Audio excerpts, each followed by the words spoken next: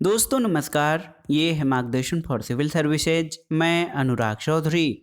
दोस्तों TGT PGT नागरिक शास्त्र रिमाइंडर श्रृंखला के अंतर्गत इस वीडियो में प्रस्तुत है नागरिक शास्त्र अथवा राजनीति विज्ञान के महत्वपूर्ण प्रश्नों का वन लाइनर रिवीजन नोट्स, जो आपके आगामी परीक्षाओं जैसे TGT PGT, LT grade, government inter college प्रवक्ता, गवर्नमेंट डिग्री कॉलेज, उच्चतर शिक्षा असिस्टेंट प्रोफेसर, केंद्रीय विद्यालय संगठन और नेट जेआरएफ के लिए बहुत ही उपयोगी है।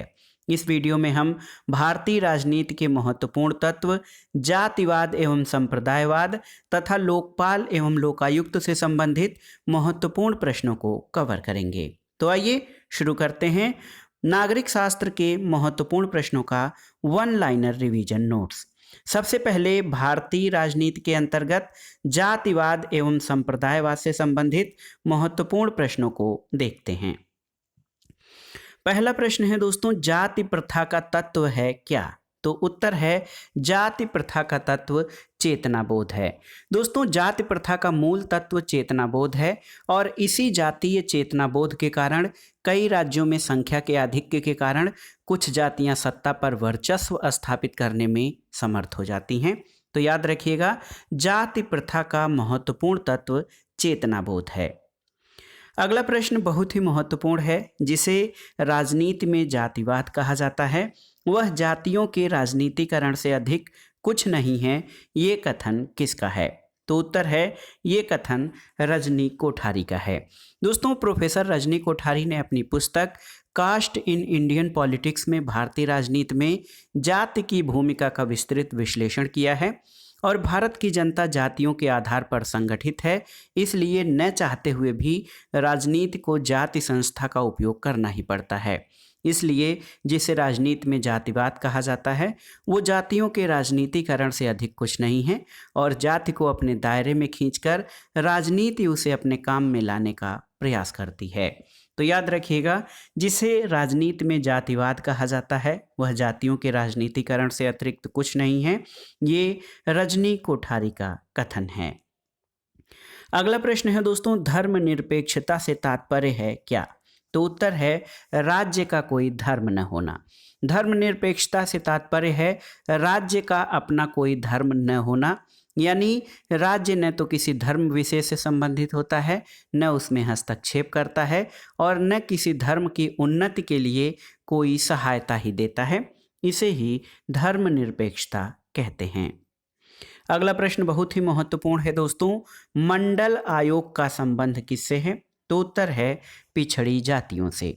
दोस्तों बिहार के पूर्व मुख्यमंत्री बिंदेश्वरी प्रसाद मंडल यानी बीपी मंडल की अध्यक्षता में द्वितीय पिछड़ा वर्ग आयोग का गठन 1979 में किया गया और मंडल आयोग ने अपनी रिपोर्ट 1980 में प्रस्तुत की थी। आयोग ने जाति को पिछड़ेपन का आधार मानते हुए सामाजिक, शैक्षणिक और आर्थिक पिछड़ेपन के कुल 11 मापदंड प्रस्तुत किए थे और इस आयोग की सिफारिश पर ही 27% आरक्षण का प्रावधान पिछड़े वर्गों के लिए किया गया था। अगला प्रश्न है दोस्तों, वह घटना जिसने पेरियार को नास्तिक बनाया था? तो उत्तर है काशी तीर्थ यात्रा की घटना ने। दोस्तों बहुत ही महत्वपूर्ण प्रश्न है, वह घटना जिसने पेरियार को नास्तिक बनाया था वो था काशी तीर्थ यात्रा की घटना। अगला प्रश्न है, एकमात्र जनजाति नेता जिन्हें भारतीय संसद के संग्रहालय में चित्रण द्वारा सम्मानित किया गया है? तो उत्तर है दोस्तों बिरसा मुंडा। बिरसा मुंडा एकमात्र जनजाति नेता हैं जिनको कि भारतीय संसद के संग्रहालय में चित्रण द्वारा सम्मानित किया गया है। अगला प्रश्न है दोस्तों, भारत में जाति प्रथा के अंत के संदर्भ में अंबेडकर के द्वारा सही रणनीति क्या है? तो उत्तर है दोस्तों दलितों की विशिष्ट पहचान बनाना, विभेदकारी हितों की मान्यता और पृथक राजनीतिक प्रतिनिधित्व प्राप्त करना। ये बाबा साहब डॉक्टर भीमराव अंबेडकर के अंतर्गत भारत में जाति प्रथा के अंत के संदर्भ में सही रणनीति है।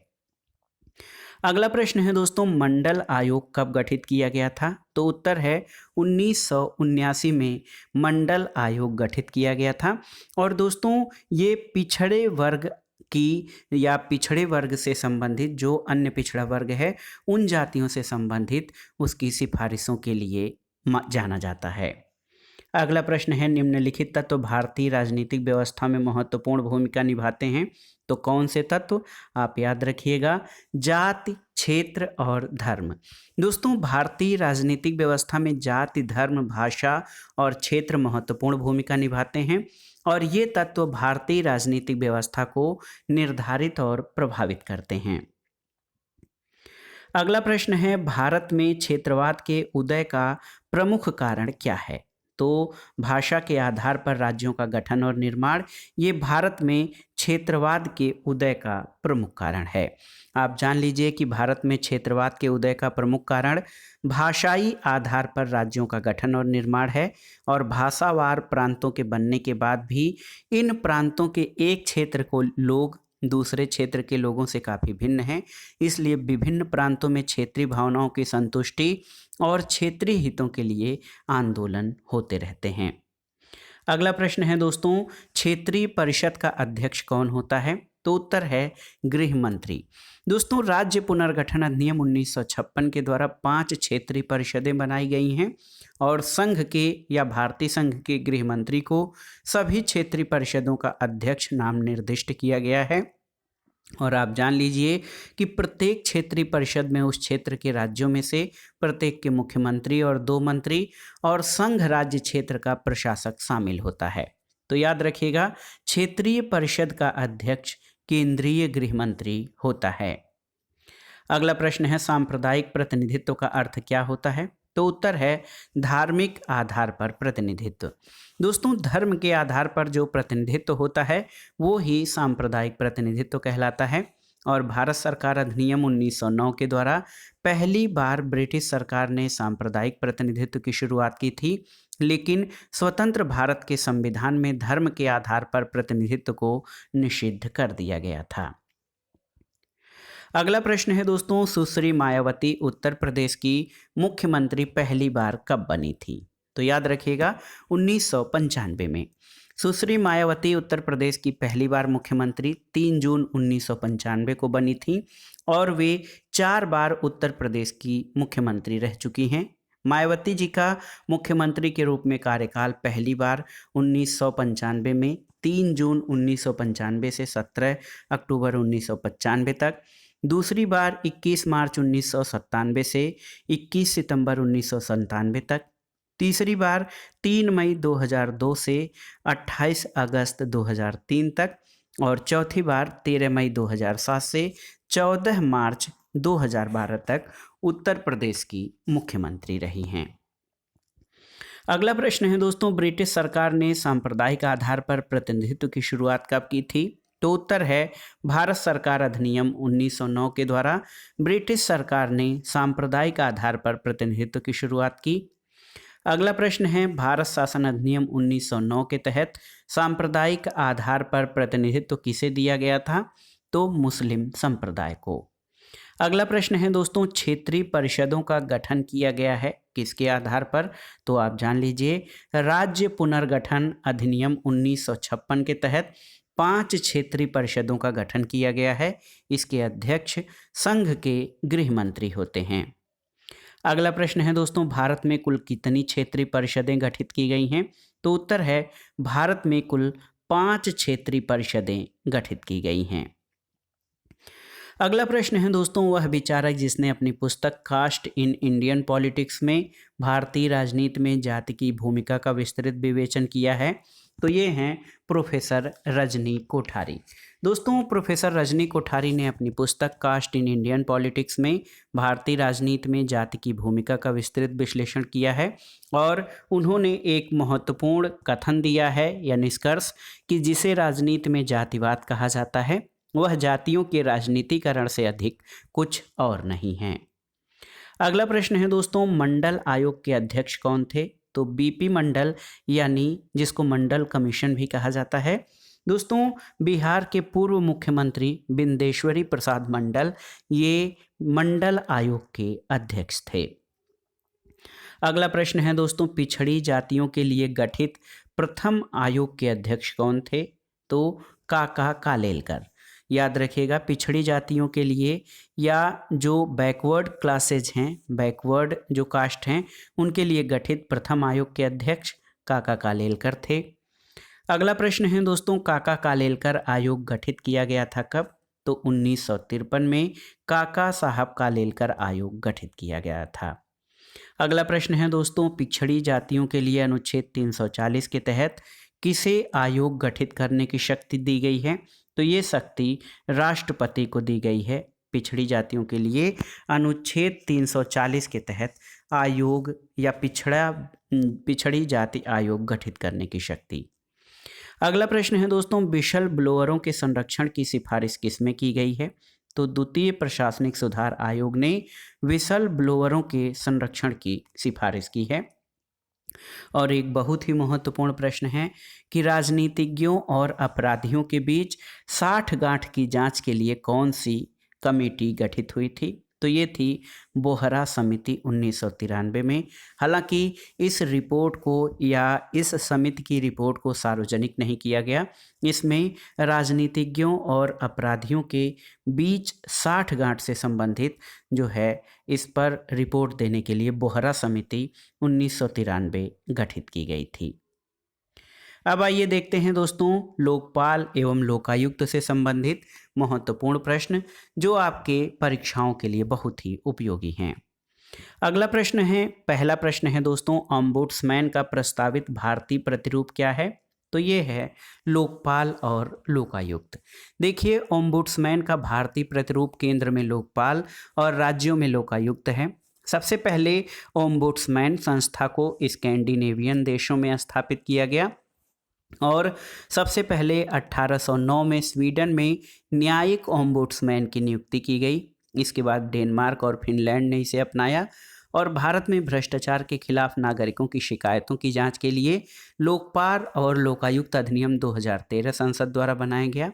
न्यायमूर्ति पिनाकी चंद्र घोष को 23 मार्च 2019 को लोकपाल के प्रथम अध्यक्ष के रूप में नियुक्त किया गया और साथ ही 4 न्यायिक और 4 गैर न्यायिक सदस्य भी नियुक्त किए गए थे।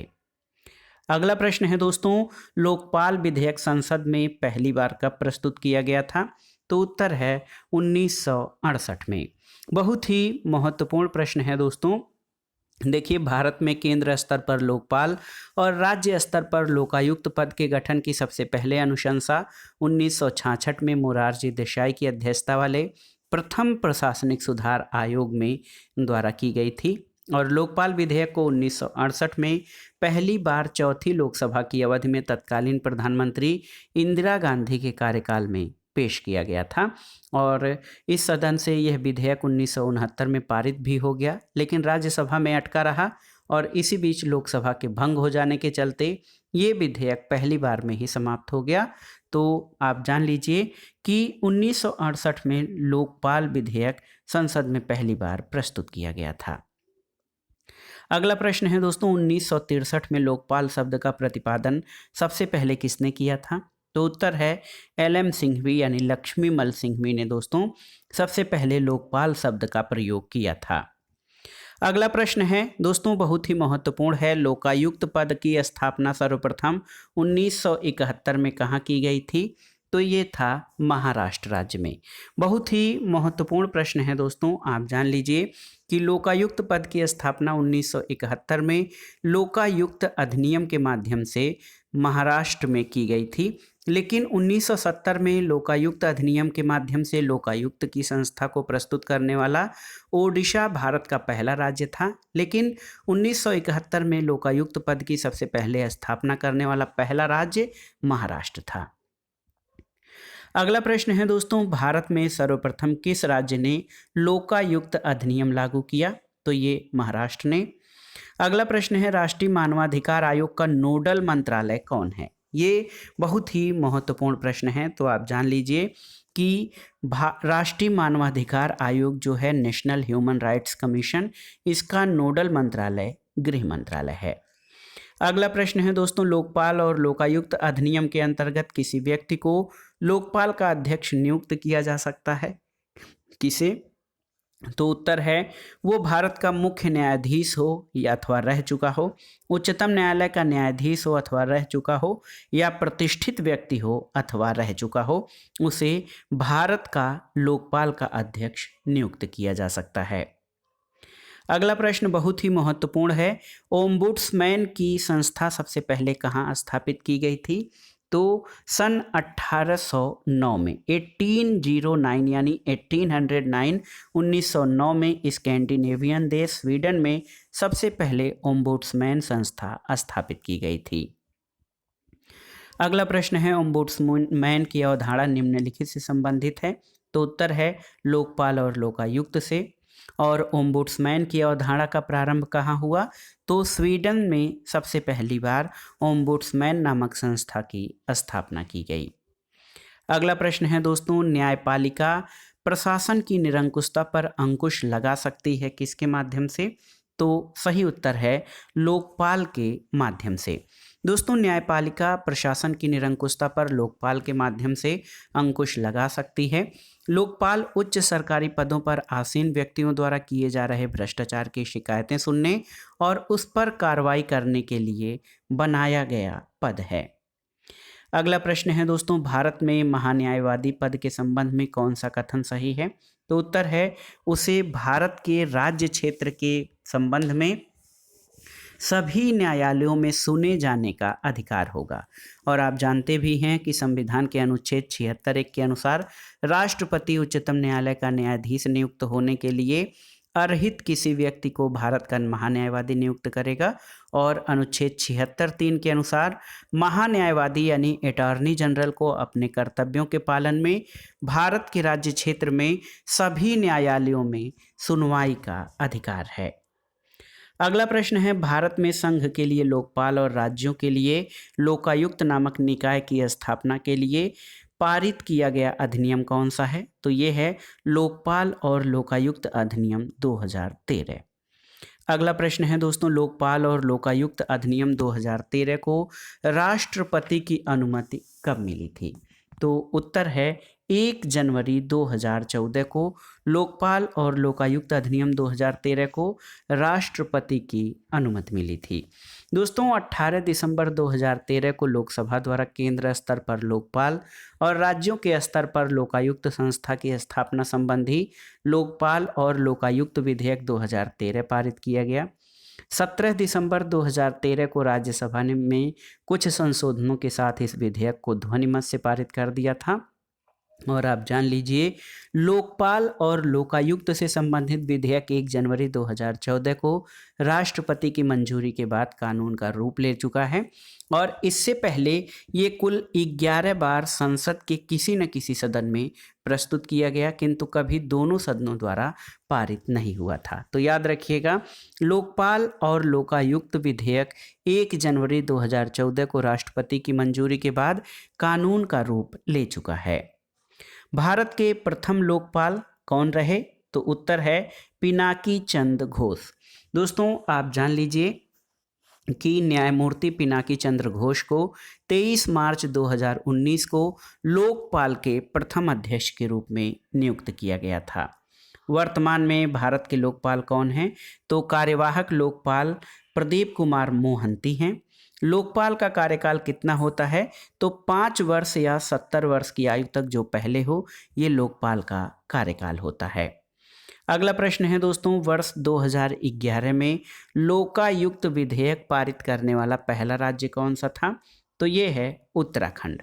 उत्तराखंड 2011 में लोकायुक्त विधेयक पारित करने वाला पहला राज्य था, याद रखिएगा। अगला प्रश्न है दोस्तों, उत्तर प्रदेश में लोकायुक्त कार्यालय स्थापित किया गया कब? तो 1975 ईस्वी में। उत्तर प्रदेश में लोकायुक्त और उप लोकायुक्त अधिनियम कब पारित किया गया? तो उत्तर है 1975 में उत्तर प्रदेश में लोकायुक्त और उप लोकायुक्त अधिनियम पारित किया गया था। अगला है, उत्तर प्रदेश का लोकायुक्त अपना प्रतिवेदन किसे प्रस्तुत करता है? तो सही उत्तर है राज्यपाल को। दोस्तों, बहुत ही महत्वपूर्ण प्रश्न है। आप जान लीजिए कि लोकायुक्त पद की स्थापना सबसे पहले जो है अधिनियम के माध्यम से करने वाला जो है राज्य ओडिशा था, जबकि 1971 में लोकायुक्त पद की सबसे पहले स्थापना करने वाला राज्य महाराष्ट्र था।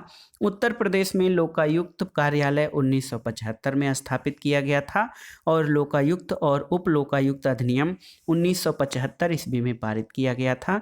उत्तर प्रदेश का लोकायुक्त अपना प्रतिवेदन राज्यपाल को प्रस्तुत करता है और उत्तर प्रदेश के लोकायुक्त के पद धारण की अवधि कितनी है, तो याद रखिएगा उत्तर प्रदेश के लोकायुक्त के पद धारण की अवधि 8 वर्ष है।